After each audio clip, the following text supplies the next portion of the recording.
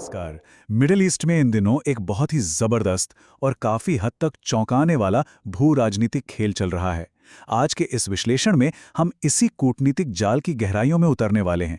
हम जानेंगे कि कैसे एक बहुत ही उम्मीद भरी शांति वार्ता अचानक एक ऐसे भंवर में बदल गई जिसने कई देशों को एक गहरे धर्म संकट में डाल दिया है।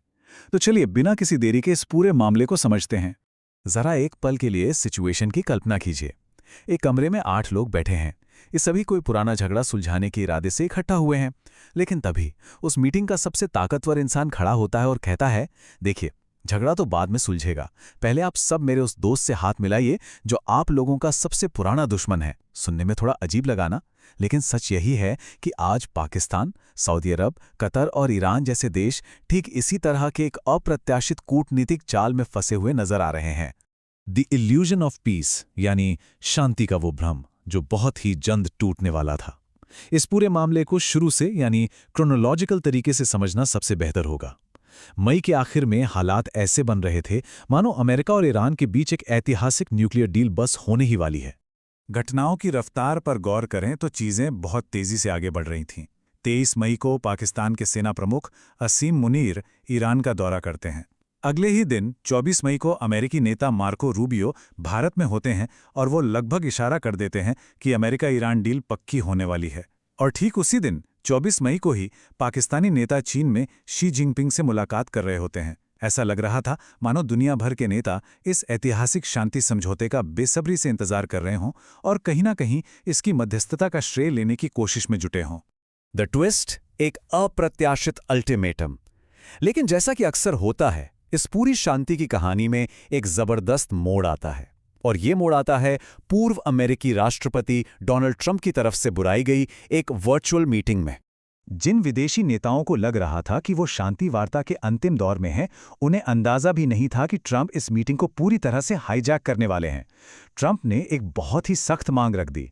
उन्होंने सीधे तौर पर कहा, आप सभी को अब्राहम अकॉर्ड्स पर दस्तखत करने होंगे और इजराइल को मान्यता देनी होगी। ये कोई सुझाव नहीं था, बल्कि एक शर्त थी। ईरान के साथ किसी भी तरह की डील के आगे बढ़ने से पहले ये उनका एक कड़ा अल्टीमेटम था।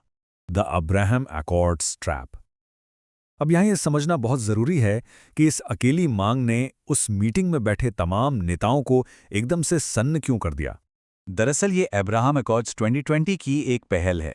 इसके तहत अरब और मुस्लिम देशों से ये अपेक्षा की जाती है कि वो इजराइल के साथ पूरी तरह से राजनयिक, व्यापारिक और सुरक्षा संबंध स्थापित करें।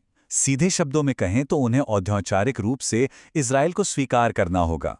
और इस मीटिंग में मौजूद कई देशों के लिए ऐतिहासिक और राजनीतिक कारणों से ऐसा करना दशकों से एक बहुत बड़ी वर्जना या कहें तो एक टैबू रहा है। द स्टेक्स, आंतरिक खतरे और अशांति। तो आखिर दांव पर क्या लगा है? जाहिर है, बाहरी कूटनीति का असर देशों की अंदरूनी राजनीति पर पड़ना ही था। ट्रंप के इस कूटनीतिक दबाव ने कई देशों की गंभीर घरेलू कमजोरियों को उजागर कर दिया।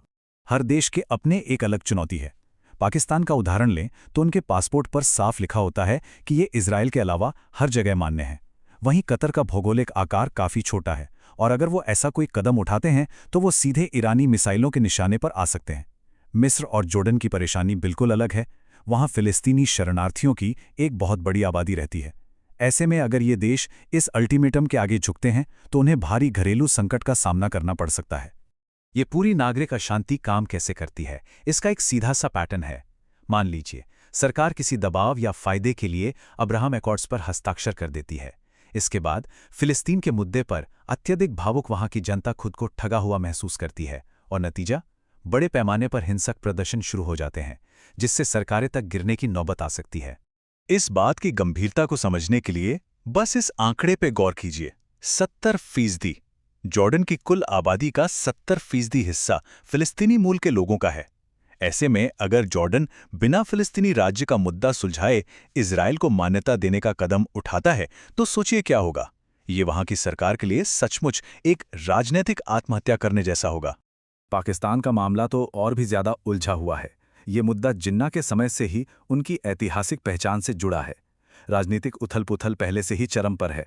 पूर्व प्रधानमंत्री इमरान खान जेल में हैं और उनके समर्थक ये दावा कर रहे हैं कि मौजूदा सरकार पर अमेरिका का दबाव है कि वो इजराइल को मान्यता दे। तो पाकिस्तान असल में 2 पार्टों के बीच फंस गया है। एक तरफ उसे अपने आर्थिक अस्तित्व के लिए अमेरिकी लोन की सख्त जरूरत है और दूसरी तरफ अपनी ही घरेलू राजनीति में टिके रहने की चुनौती है। सऊदी अरब की रेड लाइन। इस पूरी बिसात पर मुस्लिम दुनिया के सबसे प्रभावशाली खिलाड़ी सऊदी अरब की भूमिका बहुत अहम हो जाती है, क्योंकि उनका फैसला ही पूरे क्षेत्र का भविष्य तय करेगा। सऊदी अरब का रुख इस मामले में बिल्कुल स्पष्ट और सख्त रहा है। उनकी शर्त है, फिलिस्तीनी राज्य के दर्जे पर सार्थक और ठोस प्रगति होनी ही चाहिए, भले ही सऊदी क्राउन प्रिंस के ट्रंप के साथ कितने भी करीबी रिश्ते क्यों ना हों। लेकिन बिना इस मुद्दे को सुलझाए वो आगे नहीं बढ़ सकते। उनकी इसी कड़ी रेड लाइन ने ट्रंप के इस अल्टीमेटम को एक तरह से रोक कर रख दिया है। The climax, kinetic action. अब सवाल यह है कि जब बातचीत की मेज पर कूटनीति रुक जाती है तो जमीन पर क्या होता है? इसका जवाब हमें वास्तविक दुनिया में बढ़ते सैन्य टकराव के रूप में मिल रहा है। एक तरफ कूटनीतिक शांति वार्ता रुकी हुई है और दूसरी तरफ सैन्य कार्यवाहियां तेजी से बढ़ रही हैं। इजराइल ने लबनान में हिजबुल्लाह के ठिकानों पर 70 से ज्यादा हवाई हमले किए हैं। वहीं ईरान की नावें होर्मुज जलडमरू मध्य के पास समुद्र में बारूदी सुरंगें बिछा रही हैं और इसके जवाब में अमेरिकी सेना ने उन ईरानी नावों पर कार्रवाई भी की है। ये सारी घटनाएं साबित करती हैं कि ये कूटनीतिक गतिरोध सिर्फ कागजों तक सीमित नहीं है, बल्कि इससे जमीनी संघर्ष भी लगातार भड़क रहा है। The geopolitical chessboard. अगर हम एक कदम पीछे हटकर इस पूरी तस्वीर का विश्लेषण करें तो ये वाकई एक बेहद जटिल कूटनीतिक खेल है। यहाँ मूल रूप से दो बिल्कुल अलग रणनीतियां आमने सामने हैं। एक तरफ है सच्ची शांति कूटनीति, जिसका मकसद ईमानदारी से संघर्ष को सुलझाना होता है, और दूसरी तरफ है प्रेशर पॉलिटिक्स, जहां एक सौदे का फायदा उठाकर देशों को उन गठबंधनों में धकेला जा रहा है जो वो अंदर से बिल्कुल नहीं चाहते। इस एक चाल से एक ही समय में कई निशाने साधे जा रहे हैं। मिडिल ईस्ट के देशों के लिए अलग संदेश है और वॉशिंगटन के लिए अलग। तो अंत में ये सब हमें एक बहुत ही गंभीर सवाल पर लाकर खड़ा कर देता है। क्या इस तरह का दबाव वाकई मिडिल ईस्ट में सच्ची शांति का रास्ता बना सकता है, या फिर हम भू राजनीतिक सौदेबाजी के एक ऐसे नए और खतरनाक दौर में प्रवेश कर चुके हैं जहां कूटनीति का मतलब सिर्फ ब्लैकमेल करना रह गया है? ये एक ऐसा सवाल है जिस पर हम सबको विचार करना चाहिए, क्योंकि इसके परिणाम आने वाले लंबे समय तक दुनिया को प्रभावित करेंगे। इस विश्लेषण में हमारे साथ जुड़ने के लिए बहुत बहुत धन्यवाद।